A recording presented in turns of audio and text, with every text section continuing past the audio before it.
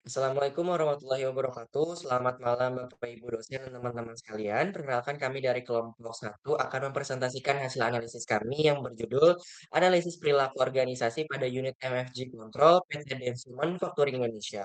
Pada presentasi kali ini kami akan menjelaskan hasil analisis mengenai kepemimpinan, komitmen organisasi, kepuasan kerja, penggunaan kekuasaan hingga permasalahan dan solusi yang ditemukan pada unit MFG Control.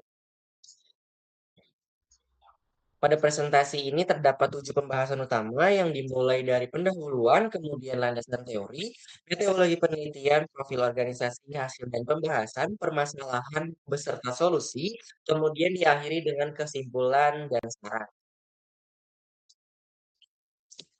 Perilaku organisasi merupakan ilmu yang mempelajari bagaimana individu maupun kelompok berperilaku di dalam sebuah organisasi. Perilaku tersebut sangat mempengaruhi cara seseorang bekerja, berkomunikasi, dan berkolaborasi untuk mencapai tujuan perusahaan. Keberhasilan perusahaan tidak hanya ditentukan oleh teknologi dan modal, tetapi juga dipengaruhi oleh kualitas sumber daya manusianya. Oleh karena itu, kami memilih PT Densu Manufacturing Indonesia, khususnya unit MFG Control, sebagai objek penelitian karena unit ini memiliki peran penting dalam pengolahan data produksi dan digitalisasi proses manufacturing. Tujuan penelitian ini adalah untuk menganalisis gaya kepemimpinan, komitmen organisasi, kepuasan kerja, serta mengidentifikasi berbagai permasalahan beserta solusi yang dapat diterapkan.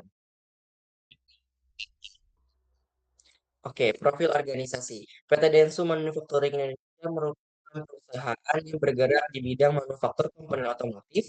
Salah satunya produk utamanya yaitu adalah motor besi yang digunakan pada kendaraan roda empat. Perusahaan ini berperan sebagai supplier Tier 1 dan Tier 2 dengan jumlah karyawan sekitar 2.200 orang.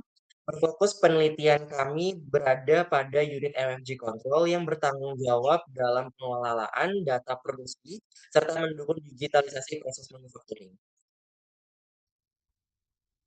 Analisis gaya kepemimpinan di PT Denso Manufacturing Indonesia. Di dalam di dalam unit ini terdapat beberapa gaya kepemimpinan sorry sorry. Analisis gaya analisis gaya kepemimpinan di PT Denso Manufacturing Indonesia di unit Manufacturing Control. Di dalam unit ini terdapat beberapa gaya kepemimpinan yang berbeda tergantung pada jenis pekerjaan yang dilakukan. Untuk pekerjaan daily, seperti pengelolaan data, penentuan target, dan juga perhitungan data-data di manufacturing, supervisor di unit tersebut cenderung demokratis, mengajak bawahannya untuk berdiskusi, melibatkan mereka dalam pengerjaan sekaligus untuk pembelajaran. Nah, namun untuk keakuratan data, benar atau salahnya laporan, dia cenderung tegas karena data sama sekali tidak boleh salah. Tidak ada kotak kompromi. Data harus betul 100% karena untuk keperluan report dan juga untuk penentuan target ke depannya. Nah, untuk jenis pekerjaan lain seperti pekerjaan digitalisasi cenderung delegatif di mana atasan yang lain memberikan pekerjaan dengan cara memberikan permasalahan dan mengajak diskusi. Dan dari diskusi itulah sehingga muncul solusi digitalisasi apa yang diperlukan untuk permasalahan itu. Nah, analisis komitmen organisasi. Terdapat beberapa tipe seperti afektif yang banyak ditemukan di unit ini, di mana para member di unit MFG Control cenderung menyukai pekerjaan yang mereka lakukan, pekerjaan sebagai pengelola data dan juga sistem engineer digitalisasi.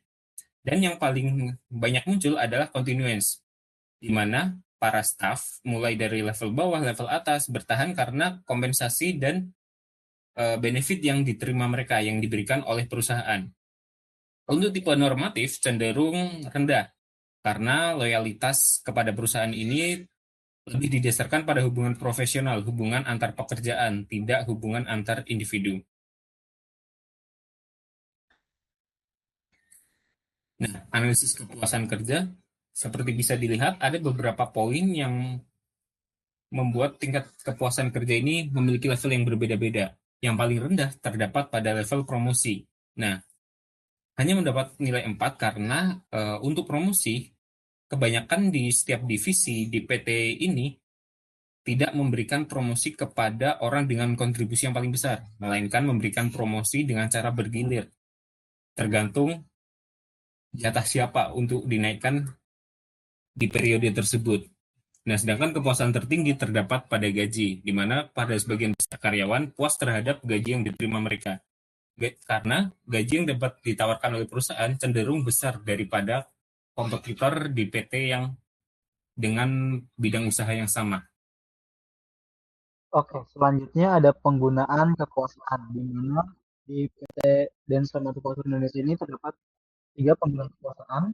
Yang pertama, rujukan atau referent, di mana atasan dihormati karena dikenal ahli, karena nama dan dipercaya oleh anggota tim. Atasan atau manajer dihormati oleh timnya bukan karena paksaan, melainkan ia dikenal ahli. Memiliki pembawaan yang ramah serta dapat dipercaya. Hal ini membangun hubungan emosional yang kuat antara pemimpin dan anggota tim. Yang kedua, ahli atau nilai utama pemimpin atau tim ini didasarkan pada kompetensi teknis mereka. Secara spesifik, dalam hal pengolahan data manufacturing, anggota organisasi patuh karena keahlian tersebut. Selanjutnya ada legitimasi dan imbalan. Pihak manajemen memiliki wewenang struktural yang sah untuk memberikan arahan kerja, menentukan skala prioritas utama, serta melakukan penilaian kinerja terhadap karyawan.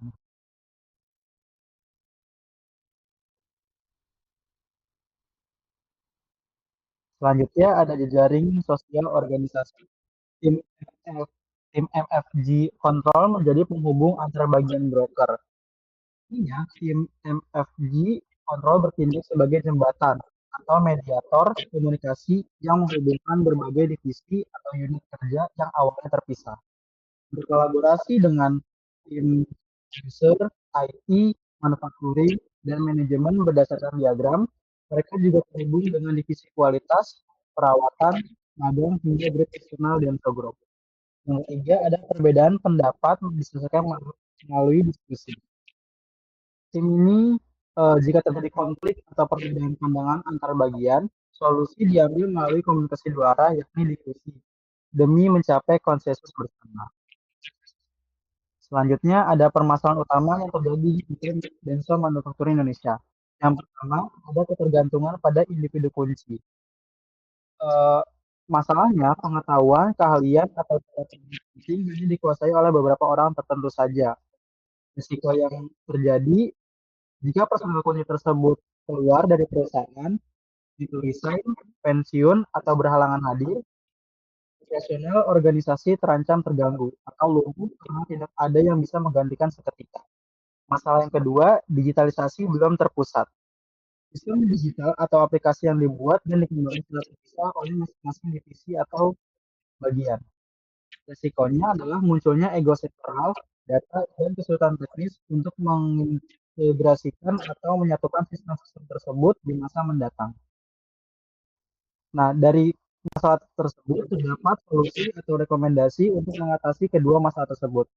Untuk mengatasi key person, ada proses learning by doing, di mana proses pembelajaran langsung secara praktik di lapangan agar anggota tim lain terbiasa menangani tugas tersebut.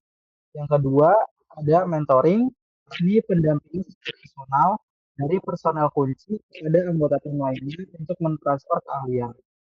Cara ketiga, yakni ada regenerasi SDM, di mana mempersiapkan kader atau kader sejak dini agar siap menggantikan peran penting di masa mendatang. Selanjutnya, yang terakhir ada delegasi pekerjaan. Mulai dari membagi dan mempercayakan tanggung jawab penting kepada anggota tim lain secara bertahap. Selanjutnya, untuk masalah digitalisasi, ada bisa menerapkan standar pengembangan terpusat, yakni membuat blueprint atau standarisasi teknologi dari pusat, sehingga meskipun aplikasi berbeda, dasarnya tetap sama dan seragam. Yang kedua, cara implementasi tetap dilakukan oleh masing-masing unit. Setiap unit tetap memiliki fleksibilitas untuk mengeksekusi pembuatan sistem sesuai kebutuhan spesifik mereka, namun wajib mematuhi standar. Yang ketiga, forum berbagi pengetahuan secara berkala. Mengadakan pertemuan rutin antara bagian offering untuk informasi mengenai perkembangan sistem agar integrasi di masa depan berjalan lebih mudah. Oke, baik. Sebagai kesimpulan, gaya kepemimpinan di unit MSG Kontrol bersifat situasional karena disesuaikan dengan kondisi pekerjaan. Komitmen organisasi didominasi oleh komitmen, sementara kepuasan kerja tertinggi terdapat pada aspek gaji dan terendah pada aspek promosi. Selain itu, keahlian menjadi faktor utama yang mempengaruhi efektivitas kerja dibandingkan dengan jabatan formal. Oleh karena itu, perusahaan perlu meningkatkan investasi dalam proses digitalisasi serta mengurangi ketergantungan terhadap individu, kunci agar organisasi dapat berjalan dengan lebih efektif. Demikian presentasi dari kelompok kami. Terima kasih atas perhatian Bapak Ibu dosen dan teman-teman sekalian. Ya. Wassalamualaikum warahmatullahi wabarakatuh.